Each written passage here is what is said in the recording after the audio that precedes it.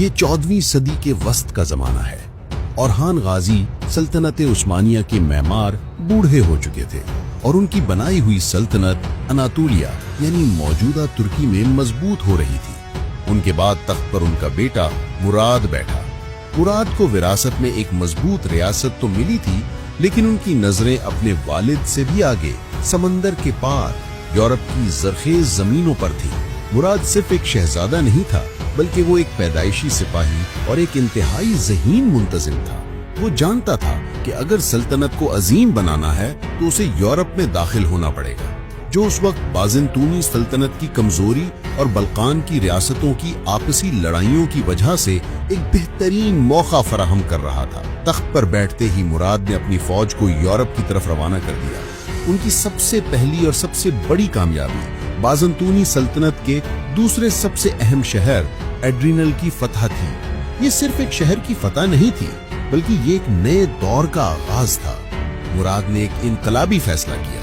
اس نے اپنا دارالحکومت اناطولیہ کے شہر برسا سے اٹھا کر یورپ کے اس نئے فتح شدہ شہر ایڈرینل، جسے عثمانیوں نے ادرنا کہا، میں منتقل کر دیا۔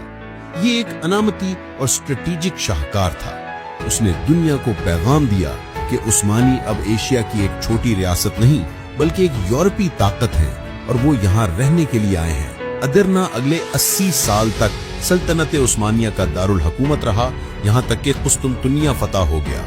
مراد اول نے اپنے والد اور دادا کے کام کو آگے بڑھاتے ہوئے سلطنت کے انتظامی ڈھانچے کو بے پناہ مضبوط کیا۔ اگرچہ ینیچری فوج کی بنیاد اورحان غازی کے دور میں رکھی گئی تھی، لیکن اسے ایک ناقابل شکست اور منظم فوجی قوت بنانے کا سہرا مراد اول کے سر ہے۔ اس نے ڈھوشرما یعنی ڈیوشرما کا نظام متعارف کروایا، جس کے تحت مفتوحہ یورپی علاقوں سے باصلاحیت عیسائی بچوں کو لے کر انہیں بہترین اسلامی اور فوجی تربیت دی جاتی تھی۔ یہ بچے سلطان کے ذاتی غلام اور بیٹے سمجھے جاتے تھے اور ان کی وفاداری صرف اور صرف سلطان سے ہوتی تھی۔ یہی ینیچری فوج اگلے 400 سال تک سلطنت کی سب سے بڑی طاقت رہی۔ مراد نے حکومت چلانے کے لیے دیوان ہمایوں کا نظام قائم کیا، جو آج کی کابینہ کی طرح کام کرتا تھا۔ اس میں ایک صدر اعظم یعنی گرینڈ وزیر اور دوسرے وزیر شامل ہوتے تھے، جو سلطنت کے تمام معاملات چلاتے تھے۔ مراد کی فتوحات نے پورے یورپ میں خطرے کی گھنٹیاں بجا دیں۔ بلقان کی تمام عیسائی ریاستوں یعنی سربیا، بوسنیا، بلغاریہ وغیرہ نے پوپ کی مدد سے ایک بہت بڑی متحدہ فوج تیار کی تاکہ عثمانیوں کو ہمیشہ کے لیے یورپ سے نکالا جا سکے۔ 1389 میں کوسوو کے میدان یعنی بیٹل آف کوسوو میں تاریخ کی ایک فیصلہ کن جنگ لڑی گئی۔ ایک طرف سلطان مراد کی قیادت میں عثمانی فوج تھی اور دوسری طرف سربیا کے شہزادے لازار کی قیادت میں بلقان کی متحدہ عیسائی فوج۔ یہ ایک انتہائی خون ریز جنگ تھی۔ دونوں طرف سے بے پناہ بہادری کا مظاہرہ کیا گیا۔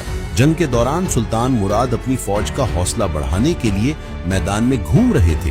جنگ کا انجام تاریخ کی سب سے پراسرار اور المناک داستانوں میں سے ایک ہے۔ جنگ تقریباً ختم ہو چکی تھی اور عثمانیوں کی فتح یقینی نظر آ رہی تھی۔ اسی دوران ایک سربیائی نائٹ یعنی جنگجو، جس کا نام مائلس اوبلچ بتایا جاتا ہے، نے عثمانی فوجیوں کے سامنے ہتھیار ڈالنے کا بہانہ کیا۔ اسے گرفتار کر کے سلطان کے سامنے پیش کیا گیا۔ جب وہ سلطان کے قریب پہنچا تو اس نے اچانک اپنے کپڑوں میں چھپائے ہوئے زہر آلود خنجر سے سلطان مراد پر حملہ کر دیا۔ زخم اتنا گہرا تھا کہ سلطان مراد اول موقع پر ہی شہید ہو گئے۔ وہ تاریخ کے واحد عثمانی سلطان ہیں جو میدان جنگ میں مارے گئے۔ اپنے بادشاہ کی شہادت نے عثمانی فوج میں غصے کی آگ بھڑکا دی اور انہوں نے ایسا آخری حملہ کیا کہ متحدہ بلقان کی فوج کو مکمل طور پر تباہ کر دیا اور ان کے رہنما شہزادے لازار کو بھی گرفتار کر کے قتل کر دیا۔ اس طرح عثمانیوں نے تاریخ کی ایک عظیم فتح یابی حاصل کی، لیکن اس کی قیمت انہیں اپنے عظیم سلطان کی جان دے کر چکانی پڑی۔ سلطان مراد کا جسد خاکی برسا لا کر دفن کیا گیا، لیکن ان کے اندرونی اعضاء آج بھی کوسوو کے میدان میں مشہد خداوندگار کے نام سے بنے مزار میں محفوظ ہیں، جو ان کی شہادت کی یاد دلاتا ہے۔ سلطان مراد اول نے ایک چھوٹی سی ریاست کو ایک بین البراعظمی سلطنت میں تبدیل کر دیا۔ اس نے عثمانیوں کو یورپ میں ناقابل شکست بنا دیا اور وہ انتظامی اور فوجی بنیادیں رکھیں جن پر سلطنت صدیوں تک قائم رہی۔